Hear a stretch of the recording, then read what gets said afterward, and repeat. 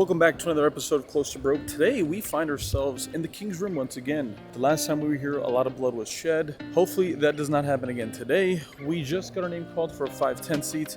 Game doesn't look that outstanding, so we'll see how that goes. We're gonna slip over to the non-King's Room now because there's a little more privacy here. Again, thank you guys all for watching and supporting. Thanks for all the nice words in the last video. Let's make some money playing the game we all know and love.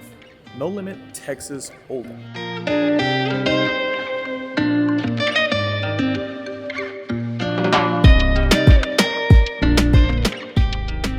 Alrighty, since the last time you guys saw me in the King's Room, we have not played very much poker at all. It's been like 2 days. We ended up playing a tournament this morning. We busted out within the first like 5 seconds. And here we are after taking a much needed break and ready to laser focus in here. I'm actually pretty excited to play some cash games. The game looks alright, not that good. But there's another game we're going to hop into shortly that's going to be much better. In this very first hand to note, we look down at Ace King from the button suited variety. I'm going to go ahead and raise this up to $30. The small blind decides to 3-bet here to $90 with the action back onto me. The one thing to note, this is like a poker pro guy, and he's so pro and so GTO that he's buying in for 100 big blinds effective only. He won't put a single penny over that, a single big blind over that. I decided to 4-bet here to 27 big blinds in reference to him. Hopefully he understands it a little better. $275 to go. The small blind just makes a call. We're going off to a flop that comes 4-3 deuce with 2 hearts and a spade. With the action checked over to me, I don't want to not be c-betting this board every time. It's nice to be able to c-bet when I do have aces, kings, etc. So I'm making $175 as a down bet. Do not need to be going massive here. My opponent pretty quickly makes a call. We're going to a turn card that comes a jack of clubs. Again, not a very good card for my range. A little more beneficial for him. I think I'm not going to be 4-betting jacks ever from this situation. More than likely, he can 3-bet and then call a 4-bet with jacks. So when he checks it over to me, I pretty quickly decide to check it back, looking to realize my equity, and it comes just that. The river comes a beautiful 5 of diamonds. With the action checked over to me, I think old Kieran and the immature version of Kieran would have just snap jammed and looked to put them all in for his last $500. But the one thing that we have to consider is I need to have something that isn't an ace on this river. And for me to do that, I've got to bet something that isn't the all-in variety. I think by betting here on this river, something small, something around half pot or to a quarter pot, somewhere in that vicinity, I allow myself to value bet this river with a hand like kings, queens, and then top set of jacks. It's important to have hands that just aren't only the nuts. In this river bet, I think, by betting smaller, I allow his call to be a little more, not as narrow. I make it $250. My opponent goes deep into the tank before eventually deciding on a call. Just like that, we find ourselves up nearly 1K to get things going. Feels really great the way we played that hand. Obviously, it's easy to say that when you get bailed out by the river, but all things considered, I felt like we played that A-OK. Moving right along, it feels good to get a win under our belts early, considering we're looking to bounce back from a pretty crappy session the time before. Anyways, in this next hand, middle position decides to raise to $40. I'm in the low jack, and we look down at ace-jack offsuit. I decide to just call in this variety. Again, we can mix 3 bets here. We can do a couple different things, but I think folding's out of the question from a middle position open. I'm just not that tight, guys. I'm not going to be playing really tight poker like that. So I ended up making the call. And I'm the only one in this hand. We're heads up, going off to a flop that comes ace, jack, 9, rainbow. Where was this yesterday? Anyways, a massive, massive flop for us here. My opponent decides to bet $35. I feel like raising here would be a complete tragedy. We're never going to get worse to call. It feels like a lot of middling pairs, so I'd rather let them barrel off or consider calling off on some different runouts. Anyways, the turn comes a king, bringing the full rainbow. That does bring in the queen 10, obviously, with the action checked over to me. Besides specifically one combinations of holdings that improves, what also improves is king 9, king jack. So I'm going to go ahead and bet for value. I decided to bet $130. I'm trying to go 80%. Unfortunately, the villain decides to reluctantly fold by throwing his cards high into the air. Unfortunate for us, we couldn't grab any more value, but I think we played it fairly well. In this following hand, we finally got that table change we just so much needed. That last table was fine. I mean, there was a ton of pros there, but it just wasn't for me. There's no other way to say it besides a bunch of headphones, zero talking, zero drinks, zero energy. If I'm going to lose my money, at least, earn it, make me feel a little better about myself. Early position makes it $35 to go. This table is significantly more exciting. The low jack makes the call, which is myself after I look down at pocket fives. The hijack also makes the call. The small blind makes a call, and we're set mining, going off to a flop that we somehow flop an overpair on. 3 deuce deuce with 2 hearts and a diamond.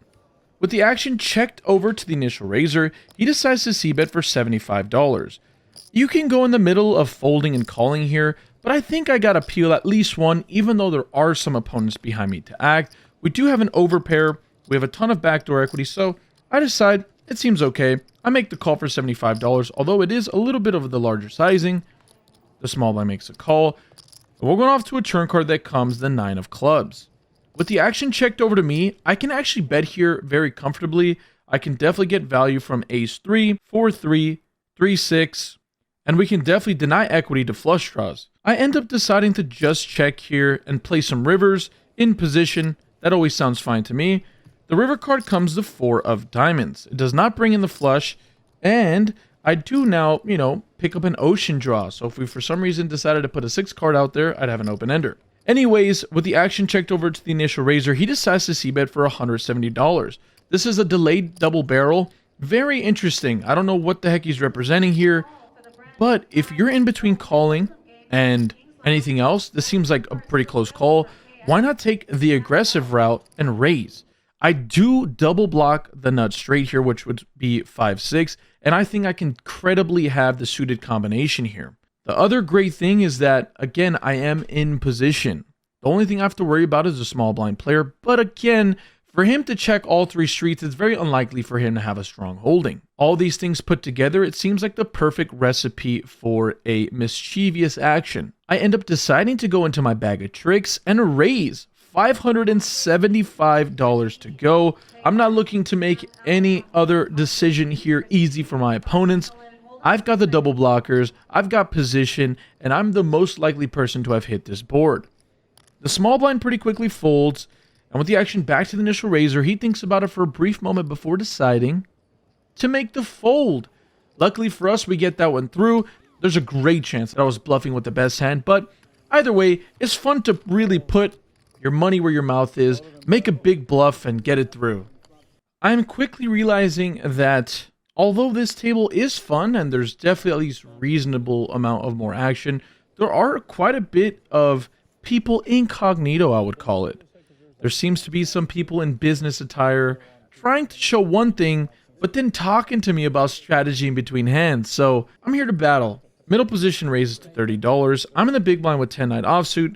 I decide to make a call. It's a pretty standard defend here. We're going off to a flop that is unbelievable, and a sum up of today's session. 10, 9, 6 with 2 clubs and a heart. The action checks through, which is no fun for me. We're going off to a turn card that comes a deuce of spades. Just because the action checks through doesn't mean my opponent doesn't have a good hand. Usually when the pre-flop aggressor doesn't c-bet, they have some form of showdown value or a complete give up. And what I mean by that is my opponent can still have a hand like jacks plus, that includes aces obviously, kings, but my opponent can also have maybe king queen or king jack. Those are holdings that can sometimes check back, but more than likely would c-bet. But again, over pairs and some ace highs, I don't think would be, so likely to bet, because this is a board that helps my range more than theirs. At this point, I decide to lead up for $30. We've got to build a pot somehow. My opponent does make the call, and I think that assures me in what I was thinking. My opponent's got to have some reasonable, showdown value here. We're off to a river card that comes a 4 of hearts. It changes nothing to the board. And again, I've got to bet for value, and I want to bet big here. Not a ton of bluffs I'm going to have in my range, but we can definitely be doing this with like a pair and a missed gut shot straight draw, or maybe, again, sometimes a missed club draw, as that does brick out as well. I'm making $175 to go, going over the size of the pot and really putting my opponent to the test. He ends up thinking about it for a moment before deciding to make the fold. Unfortunate for us, but this gentleman was kind enough to let us know what he had. He would quickly tell us that he had pocket jacks there, and he said that because I bet so large on the river, it just felt like it'd be hard for me to have a bluff. Maybe he's correct, but as I joked around and told him, He must have not watched enough of Close to Broke, because if he had, he'd know we're capable of finding a bluff in every spot. Things can't all be beautiful, right? There's got to be a little bit of ugly in this session, and this hand has a little bit of that. There's no video here, so you're going to have to bear with me. I decide to raise 9-7 of spades here from the button at $30.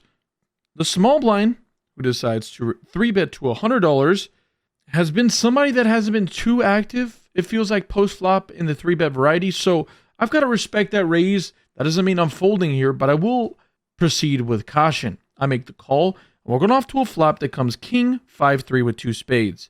Just what we were looking for. My opponent at this point decides to lead up for $60 for a c-bet. I don't think we can do anything besides call here. At some frequency, raising seems okay because we do have 9 high, and taking it down pre-flop seems like a good idea. But I'm going to go ahead and make the call here. Like I said, proceeding with caution seems like a good idea. We're going off to a turn card that is not very good as it comes to 5 of clubs. There's one rule in poker that I'm trying to live by, and it seems to be doing me okay. When the board pairs and you're chasing a big draw, it's best to just make a tight fold, especially if you're not drawing to the nuts.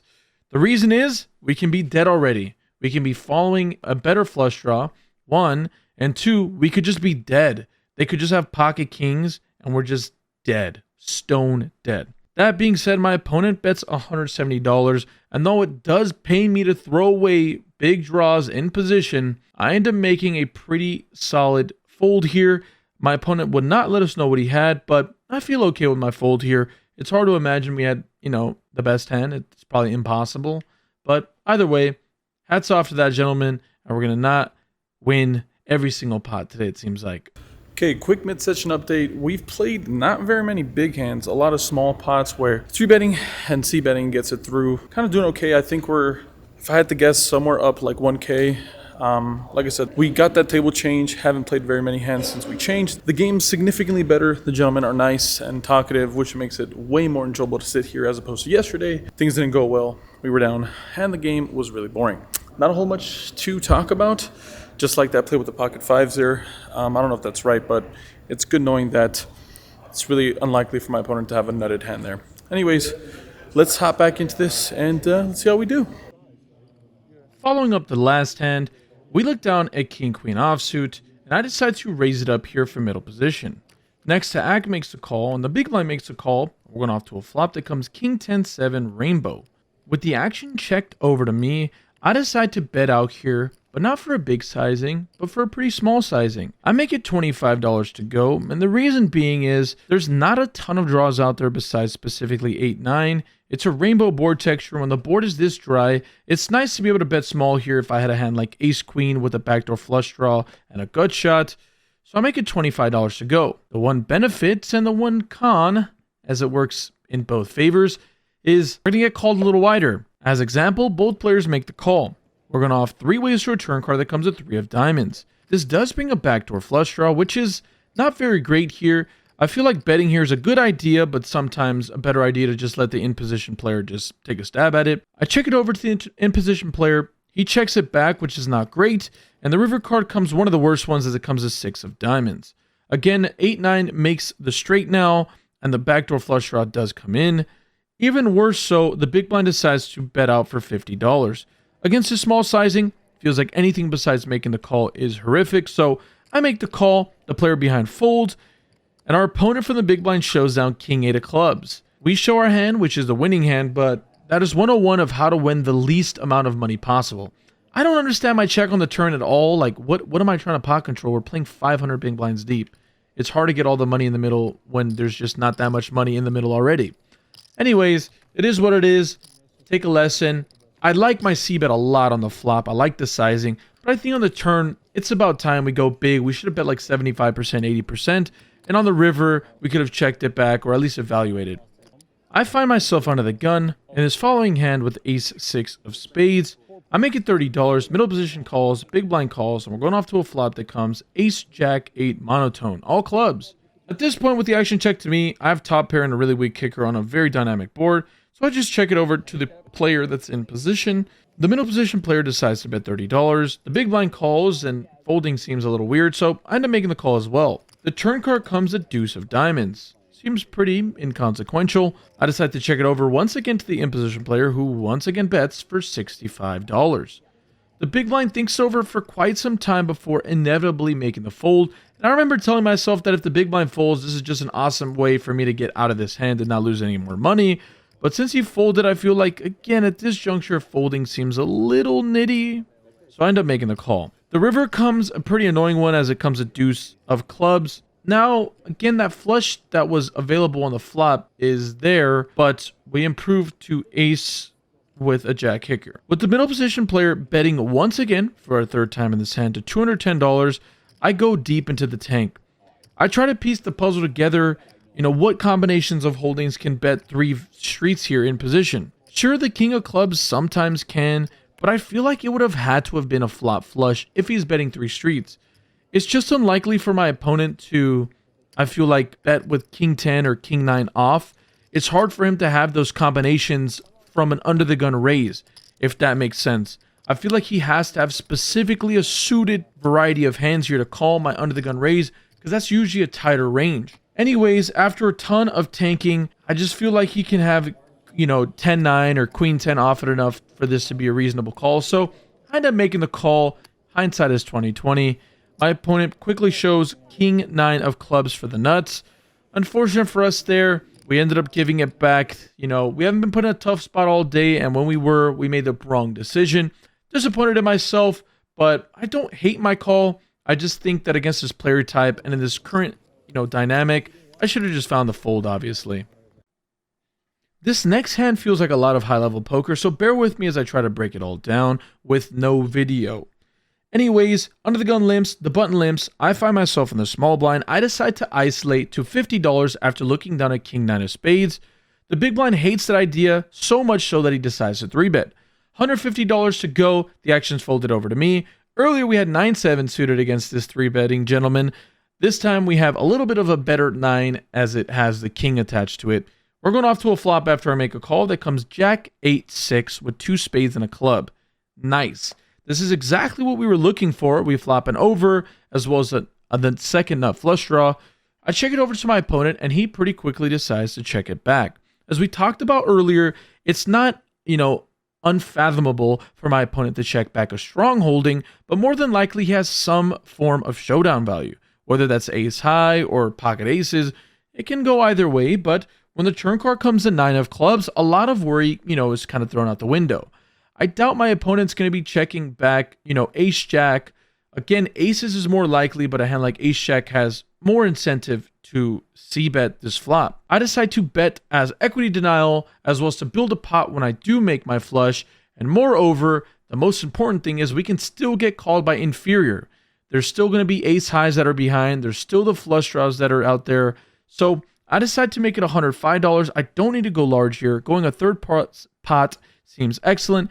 He makes a call, and we're going off to a river card that comes in 4 of clubs. Not great, as that backdoor flush draw does get there. So I decide to check it over and evaluate to see what my opponent decides to do. And my opponent pretty quickly decides to check it back. We end up showing our hand here, and when he checks back, I know he has some form of showdown value, and in this instance, it's the variety of ace-king. We got lucky to spike our 9 there on the turn, but I really like what I was thinking in the hand. I like that I made that bet on the turn. We were able to get, value against a hand that was pretty much drawing dead against us. So, feels like we played that pretty strong all around, and we're looking to really capitalize that as we go into the last hand of the session. In this last hand, we are in the small blind, and the action's folded all the way over to me. We're not going to be chopping in collection pot games as there is no rake. We look down at 10-9 offsuit. I decide to raise to $40 from the small blind as I am out of position, the worst position in poker. The big blind makes a call, and we're going off to a flop that comes jack 5-4 rainbow. I decide to c-bet here very small for $30. My opponent makes a call. This is pretty much a catch-all sizing. And we're going off to a turn card that comes a queen of clubs. This does bring a backdoor flush draw, and moreover, it gives me an open and a straight draw. I decide to go massive here. It'd be really nice to get my opponent to fold because 1, I have 10 high, and 2, I have 10 high. I make it $175. On the off chance that my opponent does make the call, I still have 8 fairly strong outs here and 6 ultimately clean ones. Of course, my opponent can call with some hands, but moreover, I'm not scared to blast off on the river. I end up making it $175 to go, and my opponent goes into the tank before eventually deciding on a fold. Great for us. That's going to sum up today's session. We were able to get folds when we needed them, and pretty much able to stay out of harm's way for the most part of the session. I'm super happy for the way we played after playing horrific in the last session. It's always great to go home, study a little bit, talk to some friends, unwind. I'm really satisfied with the way we played, guys. I hope you guys enjoyed today's episode. I'm really thankful to have you guys here. Again, thank you to everyone that's watching, subscribing, liking the videos. I can't do this without you guys. Let's turn over to me in person and see how we feel after today's session.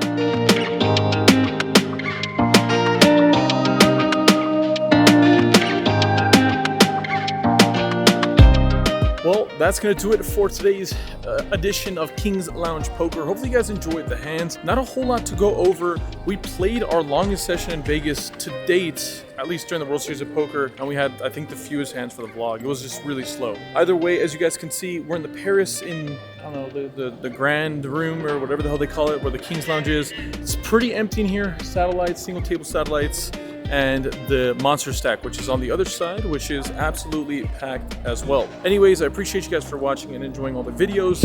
Shout out to all the people we met today. Live King Poker is right here. He's talking to a friend. And the Rye guy, he was also a friend of the vlog. So we were into today's game for 2K exactly, didn't have to rebuy. And we were out for 3150 exactly. Easy number, easy game. Up 1150, we're gonna take it after that horrific loss from the other day. Now let's keep going, baby. Operation Rebuild is in a full effect. And let's go check in, let's have some dinner, y'all.